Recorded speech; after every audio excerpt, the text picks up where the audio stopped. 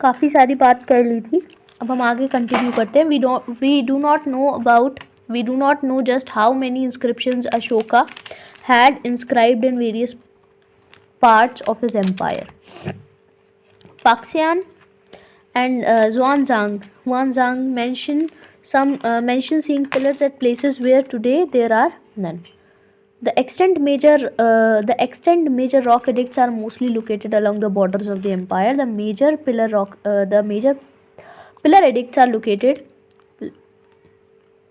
are located in North India, with the possible exception of the Amravati fragment. The minor rock edicts have the widest distribution, with the ancient trade and with a noticeable clustering in the Andhra Karnataka area. The inscriptions were located along ancient trade and pilgrimage routes. Some of them, such as the one at Sanchi, were located at important Buddhist monastic sites.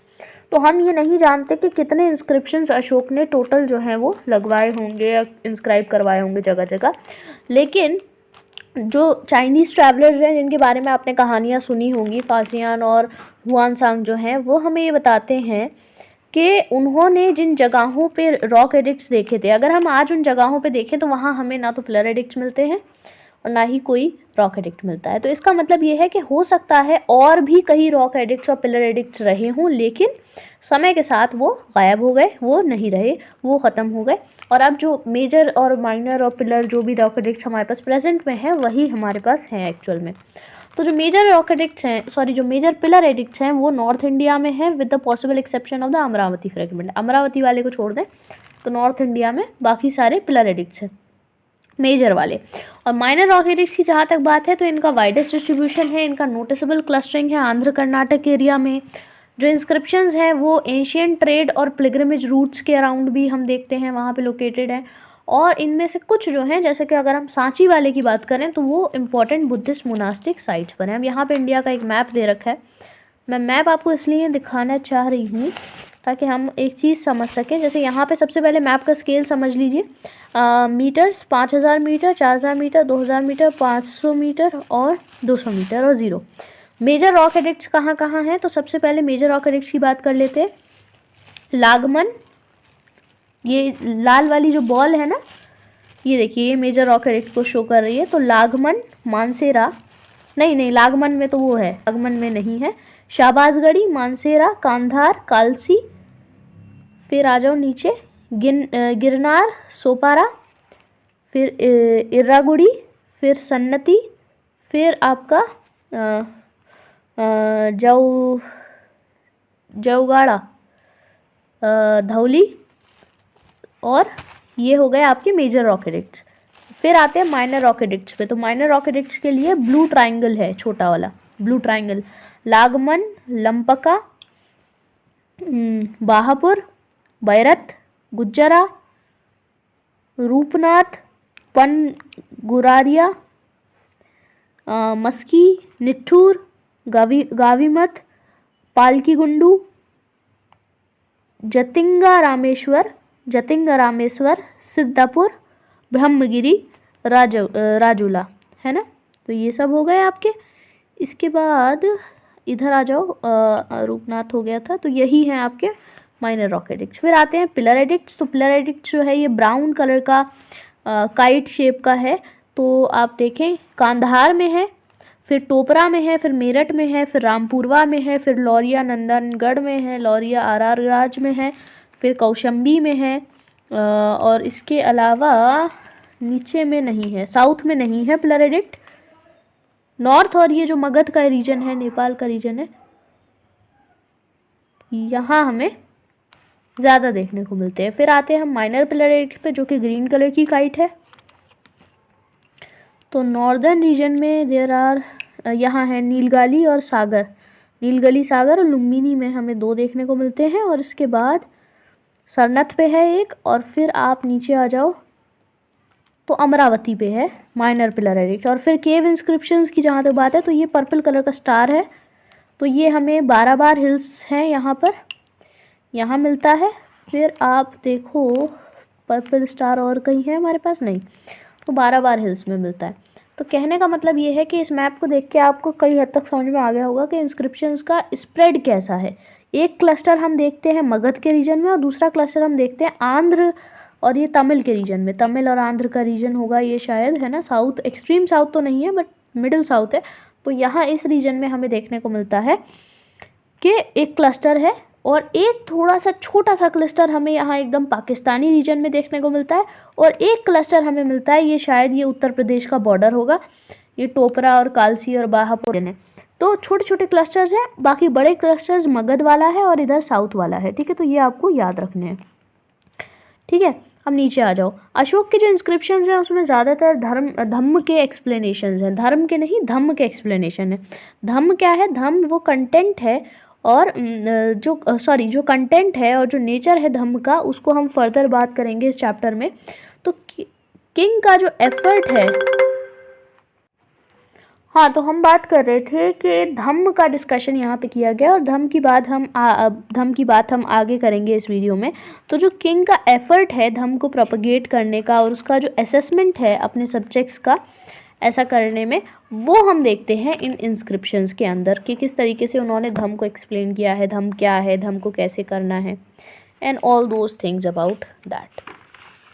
इनमें से कुछ directly indicate करते हैं Buddhist teaching के साथ जो उनका जुड़ाव था और उनका जो क्लोज रिलेशनशिप था संघ के साथ, उसको डायरेक्टली कुछ चीज़ें डिपिक्ट करती हैं, इंडिकेट करती हैं।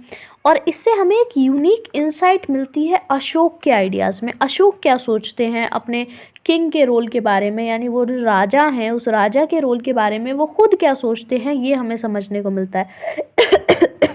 स्पेसिफिक रेफरेंसेस हमें दूसरे एस्पेक्ट्स के लिए भी मिलते हैं, जैसे कि उनका एडमिनिस्ट्रेशन या सोशल और इकोनॉमिक एस्पेक्ट मौर्य पीरियड का।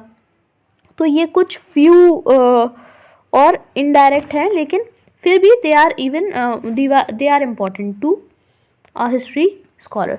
सो अगर हम बात करें रेफरेंसेस की, तो बहुत सारे लेटर इंस्क्रिप्शंस को अगर हम रेफ़र करते हैं तो उनको भी हम देख सकते हैं। जैसे जूनागढ़ और गिरनार का इंस्क्रिप्शन है, रुद्रादमन का है 150 CE का, जो कि रिकॉर्ड करता है कि एक वाटर रिजर्वॉयर कंस्ट्रक्ट किया गया है, कहाँ पे? सुदर्शना लेक पे। और उसको वो जो है वो चंद्रगुप्त मौर्य के टाइम पे उसका कंस्ट्रक्शन शुरू हुआ था और अशोक के राज में ख़त्म हुआ, अशोक के टाइम पे ख़त्म हुआ है कंस्ट्रक्शन।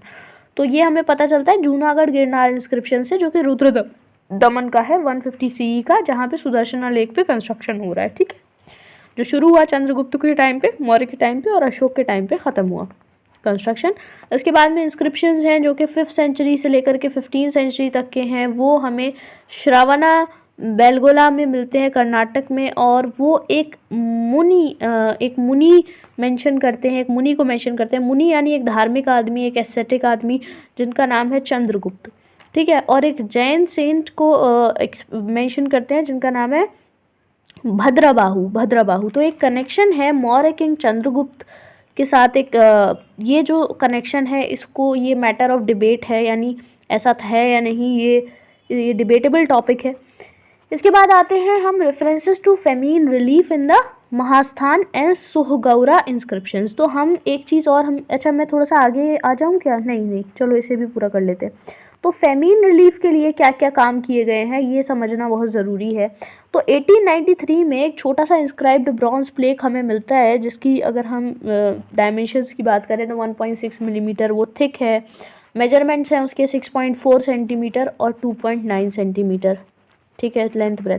तो वो जो है वो मिलता है, और एक सौगौड़ा विलेज का ही एक इन्हेबिटेंट है, एक निवासी है वहाँ का, उसको मिलता है, जो कि अब गोरखपुर डिस्ट्रिक्ट में है, उत्तर प्रदेश के सौगौड़ा। और उसके बाद में उसका जो सरफेस है वो काफ़ी ज़्यादा रफ़ है, अनइवन है, और उसमें छेद हैं, उनमें होल्स हैं, उसके चारों कोनों में होल्स हैं। और इसमें कोई डाउट नहीं है कि ये जो प्लेट मिली है, ये प्लेट कहीं ना कहीं किसी चीज़ पे अटैच्ड थी। ठीक है, क्योंकि चारों कोनों पे होल है, और हो सकता है कि वो किसी दीवार से अटैच्ड हो। जैसे आपने देखा होगा कि कोई नेम प्लेट होती है तो उसके भी चारों कोनों पे किसी न किसी तरीके का कुछ मतलब उसको अटैच करने का या तो कील वगैरह के लिए होल्स होते हैं। तो जो इंस्क्रिप्शंस हैं उसमें 4 लाइंस हैं प्राकृत लैंग्वेज में और ब्रह्मी स्क्रिप्ट में, और उसमें 7 सिम्बल्स हैं जो कि टॉप पे अरेंज्ड है। इसमें एक ऑर्डर रिकॉर्ड किया गया है जो कि मानावसिति, जो कि महामात्रा हैं, उनका एक ऑर्डर है जो कि उन्होंने मानावसिति ने इशू किया है। एक ऑर्डर, एक वो है महामात्रा क्या है, ये कार्डर ऑफ ऑफिशियल्स है जो कि श्रावस्ती के हैं। ठीक है, तो मैं इस लाइन को पढ़ देती हूँ। It records an order issued from मानावसिति बाय द महामात्रास a cadre of officials of शारावस्ती। तो शारावस्ती के एक कार्डर ऑफ ऑफिशियल्स है जिसका महामात्रा है, उसमें मानावस्ती हैं जो कि एक ऑर्डर को इशू कर रहे हैं। और इस ऑर्डर में कहा गया है कि अगर सूखा फैलता है, सूखा के आउटब्रेक के केस में सूखा अगर आता है तो उस केस में जो कंटेंट होगा स्टोर हाउसेस का, यानी स्टोर हाउसेस में त्रिवेणी के स्टोर हाउसेस में, त्रिवेणी के गोदामों में जो भी सामान है, त्रिवेणी, मथुरा, चंचू, मोदामा और भद्रा के गोदामों में जो भी सामान है वो उसको वहाँ पे आपको रखना नहीं है, उसको आपको तकसीम कर देना है, उसको आपको बांट देना है। ठीक है, तो ये हमें मिलता है, एक ऑर्डर मिलता है। ठीक है, इसी तरीके से जो सोगोरा इंस्क्रिप्शन है उसमें भी कमेंट किया गया है। अलग अलग स्कॉलर्स उस पर कमेंट करते हैं इस बात को कि हो सकता है कि या तो ये प्री अशोकन हो या ये पोस्ट अशोकन डेट का हो। मेजॉरिटी ओपिनियन जो है वो पोस्ट अशोकन वाली बात को फेवर करती हैं कि हो सकता है ये अशोक के आने के बाद का हो, है ना। केपी जायसवाल ने उस जो एम्बलम के ऊपर जो एक चांद का टुकड़ा है, जो क्रेसेंट है, उसको चंद्रगुप्त का जो एम्बलम था उस पे जो क्रेसेंट है उसको उन्होंने ऐसे इंटरप्रेट किया और जो कंटेंट और कनेक्ट किया उसको इंस्क्रिप्शन के कंटेंट को जैन लेजेंड के साथ। जैन लेजेंड ये है कि एक ग्रेट फेमिन आया था इस किंग के दौरान, और ये जो सजेशंस हैं ये हमें स्पेक्युलेटिव लगते हैं। मतलब कहने का मतलब ये है कि जो केपी जायसवाल हैं वो उसको इंटरप्रेट करते हैं और उसको जैन लेजेंड के साथ कनेक्ट करते हैं, और जैन लेजेंड के अंदर एक ग्रेट फेमिन की एक स्टोरी है, तो वो बेसिकली एक कनेक्शन आपको डेवलप करना है किस तरीके से।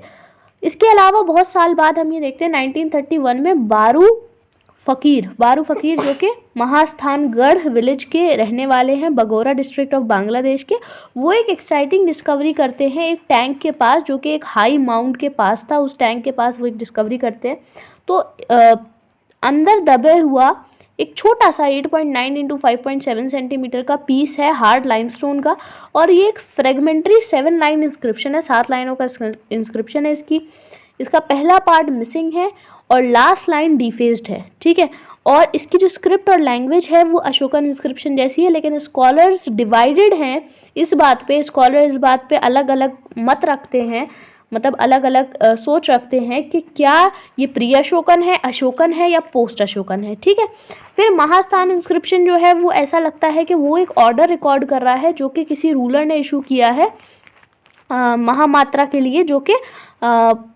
पुंद्रानगर में है। पुंद्रानगर वो साइट है जो महास्थान गढ़ को रिप्रेजेंट करती है, तो वहाँ के लिए एक ऑर्डर आया है ताकि जो डिस्ट्रेस हुआ है फेमिन की वजह से, लोगों को जो परेशानियाँ हो रही हैं उसको रिलीफ उनको दिया जाए, उनको सुकून दिया जाए उन सब दिक्कतों से।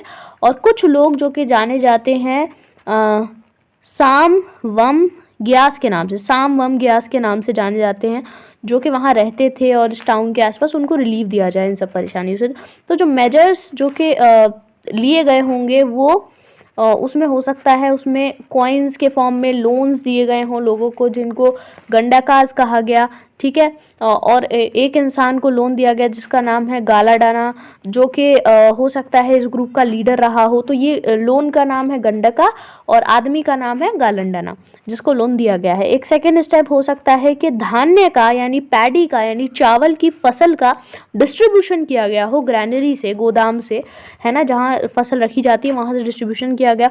तो इंस्क्रिप्शन जो है वो आगे एक्सप्रेस करता है कि लोगों की उम्मीद क्या है कि किस तरीके से शांति से इन सभी रिजल्ट्स के मेजर में इन सभी मेजर्स के रिज़ल्ट में, इन सभी मेजर्स जो लिए गए हैं इनके रिज़ल्ट में कि जो ट्रेजरी है वो फिर से भर जाएगी पैडी से, और जो गंडका कॉइन्स हैं वो वापस से ख़जाने में चले जाएंगे। और जो लास्ट लाइन है हो सकता है उसमें बात हो रही है कि वो जो कॉइन्स हैं और जो पैडी है वो ट्रेजरी में वापस करने होंगे एक बार फेमीन से रिकवरी हो जाए। तो उसके बाद ये आपको एक बतौर लोन दिया जा रहा है, हम ये कह सकते हैं आपको बतौर लोन दिया जा रहा है। जब आपका ये समय, यानी अभी जो फेमीन का समय चल रहा है, जब आप इससे फ्री हो जाओगे, जब आप इससे सुकून हो जाएगा आपको, तो आपको ये सब पे बैक करना है, आपको वापस करना है। तो this is all for this video. Okay.